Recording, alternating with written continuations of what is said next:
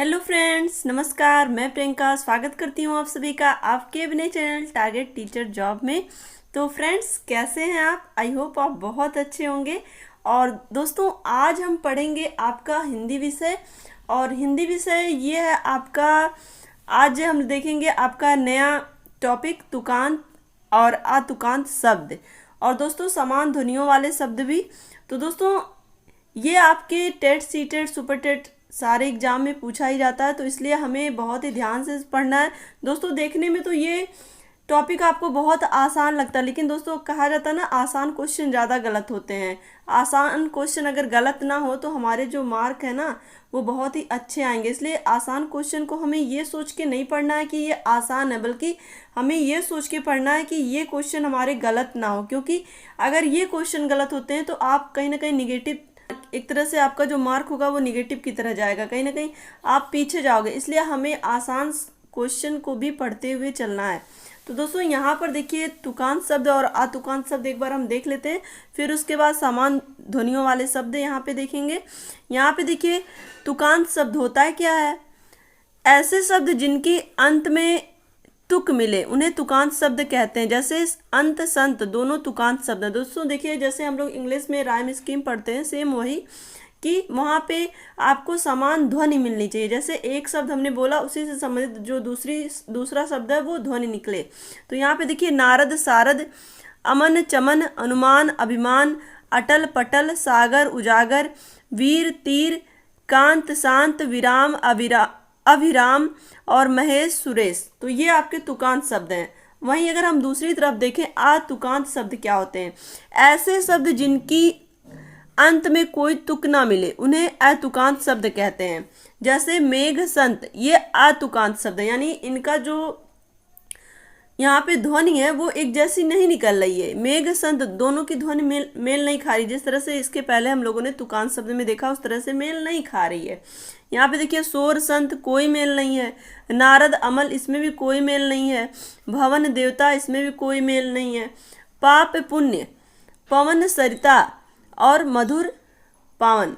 तो दोस्तों यहाँ पर देखिए, पाप पुण्य, ये तो आपका विलोम शब्द हो गया, पाप का पुण्य। तो ये कहीं यहाँ पे अतुकांत शब्द ये माना जाएगा, क्योंकि यहाँ पे हमें अतुकांत का मतलब यहाँ पे जहाँ पे दोनों की ध्वनि मेल ना खाए।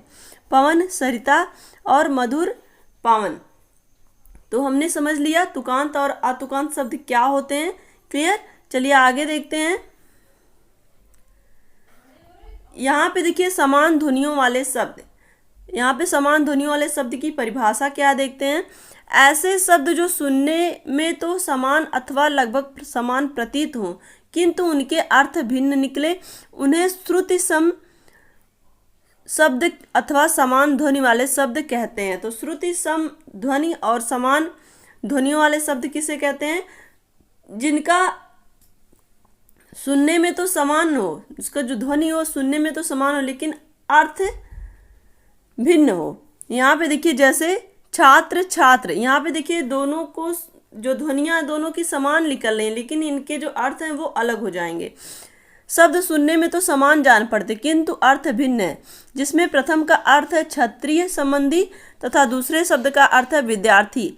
तो छात्र, यहाँ पे पहले छात्र का अर्थ क्या है? क्षत्रिय संबंधी, और दूसरे छात्र का मतलब विद्यार्थी। क्लियर? तो इसी तरह से चलिए हम देखते हैं दोस्तों, ये आपके TET C TET super TET हर एग्जाम में हिंदी विषय में पूछा जाता है, और अक्सर गलत भी होता है, क्योंकि हमें ऐसे शब्दों का अर्थ नहीं पता होता। तो यहाँ पे सबसे ज़्यादा जरूरी आपको है कि यहाँ पे आपको उसका अर्थ पता हो। चलिए थोड़ा सा यहाँ पे हम जूम करके देखेंगे तो बड़ा दिखेगा। तो यहाँ पे देखेंगे,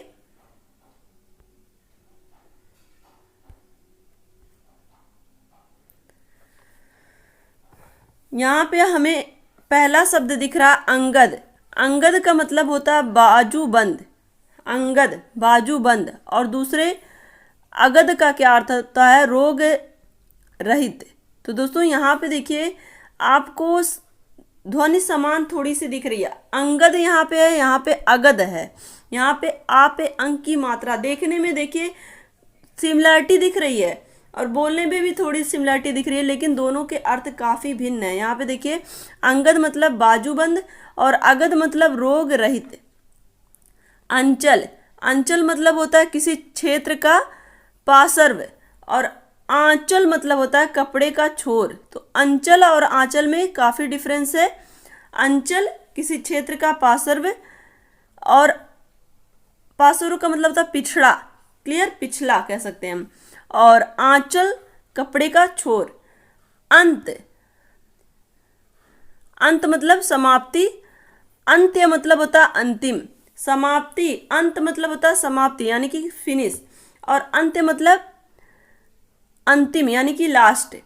अंबर मतलब आकाश, और अमर ना मरने वाला, यहाँ पे देखेंगे अंबर और अमर।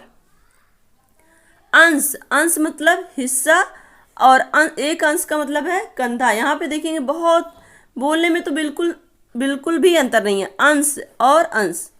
तो यहाँ पे आपको बड़े अंश का मतलब होता है हिस्सा, यहाँ पे जहाँ पे बड़ा सा लगा हुआ है यानी कि बड़ा सा जिसमें लगा वो उसका मतलब होगा हिस्सा, और छोटा सा जहाँ पे लगा है अंश में वो हो जाएगा कंधा। याद रखिएगा, क्योंकि दोस्तों ऐसे ही पूछता है, आपको 4 ऑप्शन में चारों तरह के अलग अलग दे देगा और पूछेगा किसमें से कौन सा सही है।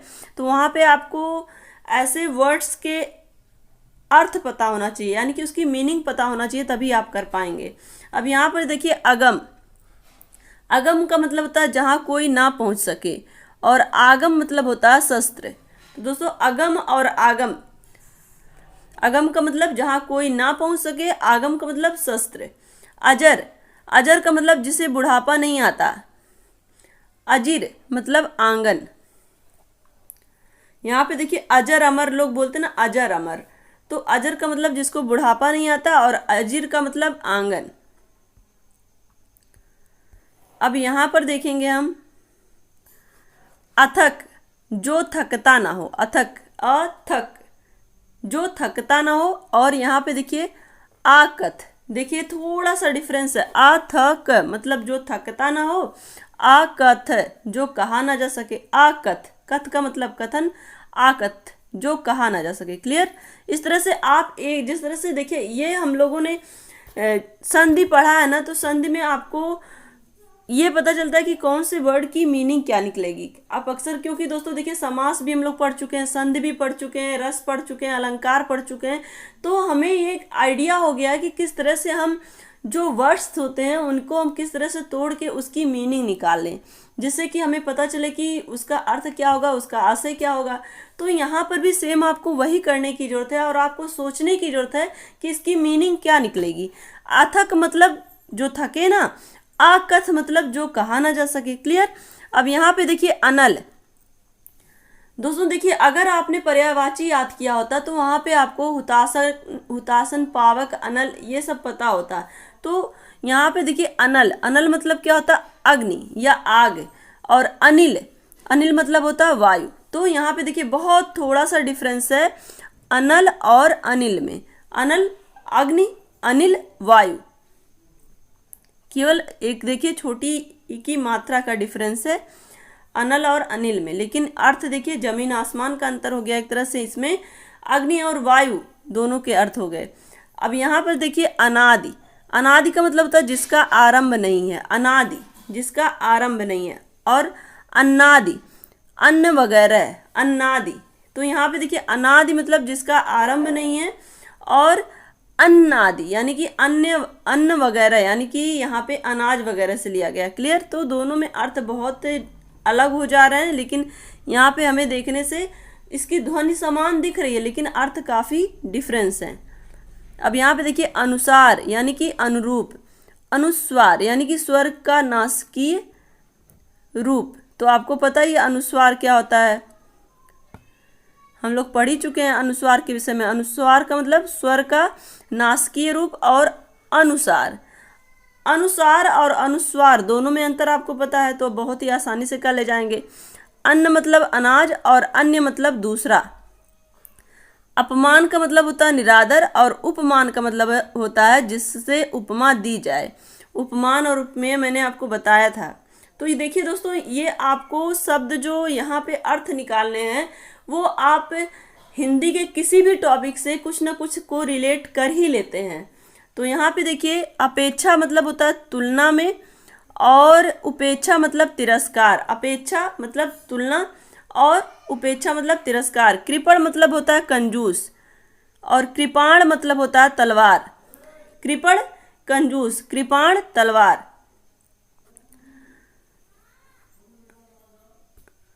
और यहाँ पर देखिए कृमि मतलब होता है कीड़ा। कृमि, कृमि ये शब्द आपने साइंस में पढ़ा होगा। कृमि कीड़ा और कर्मी मतलब कर्मचारी। कोढ़ी मतलब 30 और कोढ़ी मतलब कोढ़ से पीड़ित। कोढ़ी, यहाँ पे देखिए कोढ़ी, कोढ़ी मतलब 30 और कोढ़ी मतलब कोढ़ से पीड़ित। यहाँ पे देखिए कोष, कोष का मतलब होता है खजाना। और यहाँ पे कोष, यहाँ पे भी देखिए आपको मूर्धन्य स जहाँ पे यूज हुआ वहाँ पे कोष का मतलब हो गया खजाना। आपने कोष शब्द अक्सर सुना होगा, जो हमने कोई भी ऐतिहासिक बुक पढ़ी होगी या राजाओं से संबंधित जो हमने कुछ भी इतिहास से संबंधित चीज़ें पढ़ी, उसमें राजकोष वहाँ पे हमने पढ़ा होगा। तो यानी कि राजा का खजाना। और कोष का मतलब होता है संग्रह। कोष मतलब कलेक्ट करना, शब्दों का, यहाँ पे कलेक्ट किसका, शब्दों का, शब्दों का संग्रह। क्षति मतलब होता है नुकसान और क्षिति मतलब होता है पृथ्वी। यहाँ पे देखिए क्षति मतलब नुकसान और क्षिति मतलब पृथ्वी। छात्र मतलब क्षत्रिय संबंधी और छात्र मतलब विद्यार्थी। खरा मतलब विशुद्ध और खर्रा मतलब लंबा चिट्ठा। दोस्तों आपने ये खर्रा शब्द सुना होगा ना, कहते हैं ना लंबा सा खर्रा लेके आए थे। अक्सर ये हम लोग सुने होंगे। कुछ ना कुछ शब्द देखिए, जहाँ पे आपको कोई चीज़ समझ ना आए वहाँ पे आप क्या करिए, शब्दों को प्रयोग करना सीखिए कि किस तरह से हम इसको सेंटेंस में प्रयोग करें तो उसका अर्थ क्या निकलेगा। क्लियर। अब यहाँ पे देखिए खाद, खाद का मतलब पांस और खाद्य का मतलब खाने लायक। खाद आपको जो कि हमारे उर्वरक के रूप में प्रयोग की जाती है, उससे भी आप आशा लगा सकते हैं यहाँ पे। और यहाँ पे खाद्य का मतलब आपको पता ही, खाने योग्य चीज़ों को खाद्य कहा जाता है। और यहाँ पर देखिए गागर, गागर, गागर का मतलब होता है घड़ा। और यहाँ पे देखिए घगरा, घगरा का मतलब महंगा। और यहाँ पर देखिए गणना, गणना का मतलब चुभना होता है। और गढ़ना, गढ़ना का मतलब बनाना। तो ये दोस्तों आपने देखा कि थोड़े थोड़े से डिफरेंस से जो अर्थ हैं उनमें कितना परिवर्तन हो जाता है। गढ़ना, गढ़ना, दोनों में देखिए बोलने में तो जो ध्वनि है वो लगभग समान निकल रही है, लेकिन जो उनके अर्थ है वो काफ़ी अंतर हो जाते हैं। तो इस तरह से दोस्तों यहाँ पर हमें अर्थ को समझते हुए पढ़ना है। और अगर इस तरह के क्वेश्चन हमारे एग्जाम में आ रहे हैं तो हमें उसको कैसे वाक्य प्रयोग करके उस शब्द का उसको सोचने की कोशिश करनी है, उसको याद करने की कोशिश करनी कि ये शब्द हमने कहाँ पढ़ा और उसका क्या मतलब था। तो इस तरह से हम इस टॉपिक से कम 1 या 2 नंबर तो गेन कर ही सकते हैं। तो दोस्तों देखिए यहाँ पर केवल ये ज़रूरी नहीं कि ये आपके केवल इस तरह के शब्द आएँ, और बल्कि इससे आपके संधि में भी शब्द आ सकते हैं या फिर समास में भी शब्द आ सकते हैं। जैसा कि यहाँ पर हमने पढ़ा खाद्य, खाद्य और खाद, या फिर हम कह सकते हैं कृपण कंजूस या कृपाण तलवार, या इसके अलावा हम कह सकते हैं छात्र, छात्र। तो यहाँ पे देखिए दोनों में प्रोनाउंसिएशन तो लगभग सेम है, लेकिन उसमें अर्थ में अंतर हो जा रहा है। तो दोस्तों आज की वीडियो में बस हम इतना ही रखेंगे। अगर आपका कमेंट आया और आपको और पढ़ना होगा तो मैं आपको ज़रूर आगे पढ़ा दूँगी। तो दोस्तों वीडियो को लाइक कर दीजिएगा, अपने दोस्तों के साथ शेयर करिएगा, और अगर आप चैनल पे नए हैं तो प्लीज़ चैनल को सब्सक्राइब जरूर कर दीजिएगा। मिलते हैं दोस्तों नेक्स्ट वीडियो में। अपना ध्यान रखिए, अपनों का ध्यान रखिए, अपने आसपास सफाई रखिए। हमसे जुड़ने के लिए बहुत बहुत धन्यवाद। Take care, bye bye, love you all, जय हिंद।